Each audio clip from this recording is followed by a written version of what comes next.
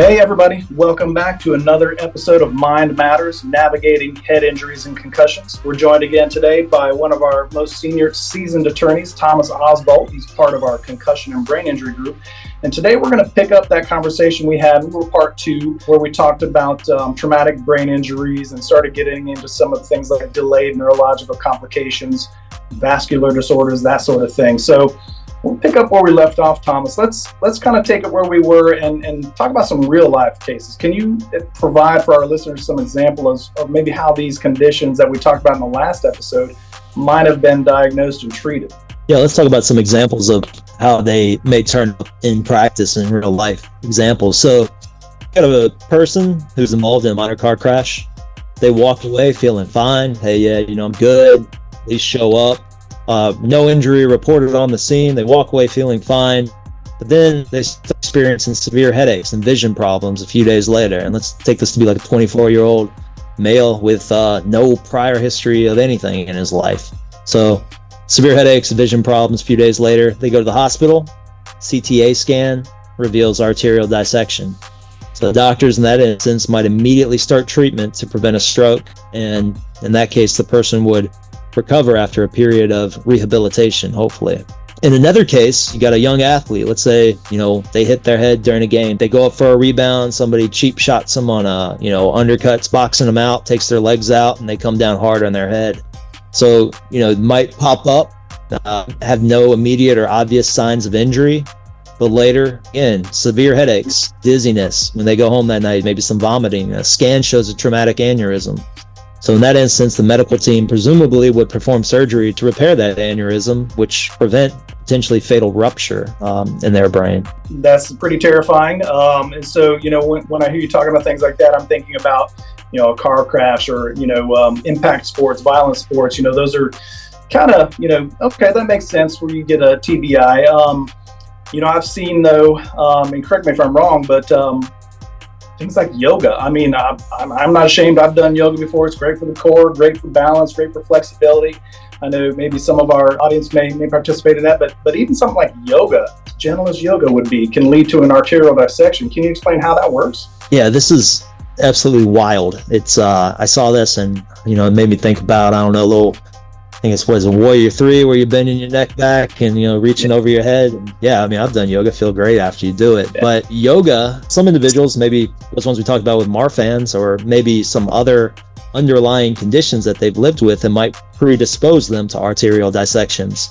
So these could happen with activities that would involve sudden or intense neck movements, like yoga. Like I said, those different poses and postures that we have talked about, and I'm not saying Warrior 3 is going to do that to you or anything, but it's you're talking about those types of movements that can be particularly intense, or maybe even like a back bend or one of those crazy moves I'm not even on the level to be doing. But yoga, certain sports might trigger a dissection in these susceptible individuals, or even, for instance, a sudden neck stretch, which you should never do, never jerk and do anything violently or abruptly. You probably shouldn't do anything violently or abruptly in any type of stretch. It's not really the purpose. Could lead to an inner layer of an artery tearing, which could then lead to this arterial dissection and significant issues that we've discussed. Yeah, I think, and one of the things you said caught my ear. I know you said don't not do, the warrior pose, yoga, or all the things you love to do, right? We're going to continue to live and play and do all the things we need to do, but I think to your point, it's smart to know the symptoms of something like an arterial dissection or whatnot, especially if we're going to engage in those kind of activities. So how should we be aware of those kinds of symptoms? Yeah, you got to keep living life, but keep an eye on things like sudden or severe headaches, changes in your vision, dizziness, or unequal pupils. All these things are pretty alarming. The only one I think you wouldn't be able to maybe detect would be the unequal pupils, unless that caused some sort of vision change. But if you're experiencing any of these symptoms after engaging in activities that would involve intense neck movements, just seek medical attention immediately. Like think about whiplash motion as well. Those are the types of things that we're looking for here. It's probably the most common type of biomechanical motion that happens in a car crash, particularly a rear end, is that sudden acceleration, deceleration movement of the head and neck area. So something to keep an eye on if you got underlying, or if you're just, a normal person living their life. Big potential for injury. Yeah, so true. A lot going on inside the body when you're in situations like a car crash or whatnot that you can't see. So very important that we're aware of those symptoms. I think we would be remiss if we don't tap into your legal brain here. So let's kind of shift gears to that side of things, right? Let's talk about some of the legal implications of these delayed kind of neurological complications, in the setting of a personal injury case. Yeah, the legal implications can be significant, obviously. If someone suffers from an arterial dissection or traumatic aneurysm due to a car crash, it could greatly affect their quality of life and their ability to work. What we do is seeking compensation for what was taken, broken, or what cannot be repaired. We don't live in a world where Old Testament law, eye for an eye, tooth for a tooth applies. You don't get to go out and take that from the person who hurt you, but you to be compensated for what was taken from you. And that's just really important to remember. And these things can take a lot from you. These injuries can take a lot from you.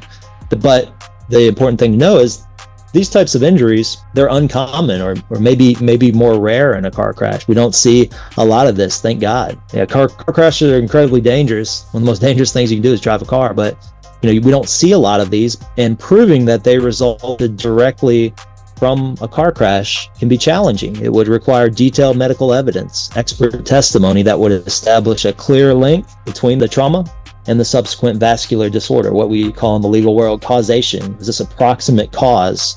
Was the car crash approximate cause of the vascular disorder? You got me thinking there with that, with kind of the invisible nature of some of these injuries, right? I mean, you're in a car crash, you sustain a head injury or a big laceration, a cut on your body. That's pretty obvious, right? But some of these internal injuries like you're talking about here today, you're not seeing those, right? And some of the, like you said, some of the symptoms may take a minute to show up. So that kind of led me to think, well, how is a lawyer going to prove that? You kind of started touching on it a little bit there. Why is it so difficult to prove these injuries in a personal injury case? It's challenging because arterial dissections and traumatic aneurysms are relatively rare complications of car accidents. We don't see them a lot. So the defense, is paid to argue that the injury could have been caused by other factors, such as pre-existing medical conditions or other unrelated incidents. Maybe taking a lot of different medications, had a lot of things that they were seeing a doctor for before this happened. So to counter this, we're going to need comprehensive medical records, imaging studies, and expert opinions that would demonstrate that the vascular disorder was a likely result of the car accident. And that's not something that medical professionals are typically looking at when these things happen. Causation, that's a medical legal kind of hybrid. So it's the immediate concern, as is when someone's coming in there, it's not, well, how are we going to show that this was a cause of this? It's, well, it doesn't matter. Let's just keep this person from dying. Let's keep them alive and help them and, follow our Hippocratic oath, right? So, that's where the challenge comes in. Is you're not going to be able, in most instances, to have a member of the hospital staff be looking forward and saying, hey, this is why this happened. After the fact, you've got to get someone to evaluate the medical records, speak with the client, and come to their best determination, come to an opinion about what was the cause for that vascular disorder. Because again, it's not going to be immediately apparent sometimes. It's going to be, well, client was involved in a car crash, and then 3 days later, they come into the ER and they have, arterial dissection. Is there going to be an effort by anyone to say, well, we got to make sure this looks good for court, and so let's make sure that's not their concern. So we've got to, be able to link those things if it's believed by the doctor that's why it happened. I always enjoy your analogies. You kind of put one in my mind, one I've heard and used in talking about a number of things, where you've got this masterpiece painting, right? This big giant masterpiece. But if you walk right up close to it and you look at just one, that's all you see is just one little spot. You've got to back up and get that whole picture view to really appreciate what's going on, right? And then to let your attorney, your medical team connect all the dots and see the whole picture, right? So I can't state enough how important what you just said is to our listeners about really allowing your attorney, your medical team to get access to and really study your entire medical record and start connecting those dots for you to make that case. Yeah, and that's another concern for the client. The client goes in or the patient goes in, they're not like, well, this happened because of my car crash. They're just like, I've got sudden onset of migraines and, I can't see it. They're not worried about, and so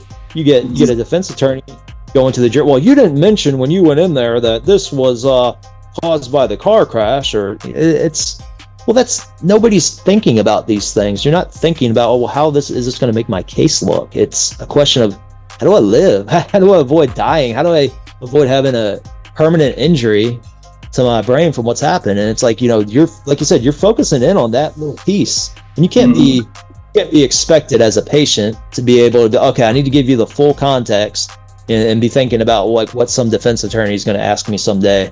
It's just survive in advance. Yeah, I mean, it works the same way on the hospital side. I can't tell you how many times we'd get a patient up to the ICU, and unless you know the whole of the past medical history, it can get a little challenging really making the best decisions on how to treat a particular condition if you've got something that may be contraindicated because of a previous condition. So just knowing that whole thing, like you said, is just so important. And I would say even when you go to the emergency room, like if you start having these headaches, it's not a bad thing to mention that you were in a car wreck maybe 2-3 days ago to your medical team, so they can have that context and also maybe get that in your medical record to your point, as a connector to that potentially. So, communicate, right? Yeah, the doctors only have the information that you give them in most instances. It's, they're not going to get your medical records. It's hard for us to get medical records in 60 days. Yeah. So, how's the doctor going to have them in 5 minutes when you walk in? They're relying on you to report what happened. Yeah. Great point. Can you give me an example of why, maybe of a case that, it may have been difficult to prove this injury? Yeah, if you can imagine a case where a person's involved in a minor car accident, $500 property damage, low property damage as, the insurance industry. We're not here talking about how the car was damaged. We're here talking about the person's body was damaged. And if the car is not damaged, it means probably their body's more damaged because the cars transfer that force into someone's body, but I digress. So minor car accident with low property damage, someone develops an arterial dissection a week later. So the defense could argue that the dissection was caused by an underlying condition like Marfan syndrome, or even a different activity like yoga. Well, they did too much yoga, they stretched their arteries unusually. But the plaintiff's attorney, us, we need to provide compelling medical evidence that show that the dissection was indeed caused by the car accident and not by any other factor. So what did their life look like before this happened? Were they someone who did yoga, 3 times a week with no issues for 5 years? And are there people that can testify to that and then come? And the only thing that changed in this instance would be the car crash. So are we going to say, it was the yoga, which they did for 5 years with no issues, ritualistically over, every single week without exception, even Christmas and holidays? Was it the yoga that did it, or was it this, intervening cause? Was it the car crash? I think in those cases we can say, hey, it's a car crash. That's logical. That's reasonable. It's the only thing that changed. But, that would be an instance where we have to collect and bring that evidence forth to prove our case, because we can't just say, it's definitely the car crash. I mean, we could, but is that compelling? Not as compelling as the scenario I just laid out to you. Yeah, so important. I think I'm trying to think. So I'm looking at you. I'm your client. I've gotten you. I've done my part. I've gotten you access to my medical records. I've been upfront about all the treatment I've done since I was injured. You've got all the evidence now. How's this going to impact my personal injury claim? Detailed medical evidence, documentation is the key essentially to everything. I tell clients all the time is, you got to go to the doctor, and every time you go, you have to honestly tell them everything that's bothering you from the top of your head to the bottom of your feet. Don't leave anything out, and don't say anything that's not true, obviously. You just got to give them the information, because if you're talking about it to your wife, your girlfriend, your husband, your brother, doesn't matter. It's like it never happened. They don't document things, and your brother's diary probably, could be admissible, but probably not the best type of evidence in these cases, right? So detailed medical evidence can establish a clear connection between the accident and the injury. This can increase your, Mr. Como, your case, and increase the likelihood of a favorable settlement or verdict. It's strong medical evidence, strong documentation. It's crucial to document the injury. If you don't talk about it, it's like it never happened. And its impact from the onset of the case, and that's vital for a strong case. It's just, honestly reporting what's happened to you. Yeah, you said it. It's funny you said that phrase. If you don't talk about it, it never happened. If it didn't get documented, it never happened. We use that same thing on the healthcare side of things as a nurse documenting. If I didn't do it, if I didn't write a thing down in a medical record, then a court might see that as I never did that thing. So to your point, our clients need to be forthright with you, with you, their attorney, with their doctors. Tell them about everything, all the injured parts, all the things they're experiencing. Because if they don't hear that, then it's not there. So I appreciate that you said that there. In the immortal words of Denzel Washington from Training Day, it's not what you know, it's what you can prove. That's right. Yeah. I love throwing a Denzel reference into it. There it is right there. Cherry on top. I couldn't remember his name. I wish I could remember. It was Detective something. I don't remember what the Detective. I can't even now. He's going to make me go back and watch it now. Okay, everybody. I hope you all have found this as fascinating, as enlightening as I have. So to kind of sum it up, between the last episode and this one, we learned about the challenges of diagnosing and treating something like a vascular disorder, like an arterial dissection and traumatic aneurysms after head trauma. If you remember, we also talked about and discussed, significant legal implications in personal injury cases and why proving these injuries can be kind of challenging, really. Thomas, thank you. Yeah, thanks, Kylie. Appreciate the time, and appreciate all you do for us. Absolutely. Well, everybody, as always, thanks for tuning in to another episode of Mind Matters. Stay safe, take care of those brains.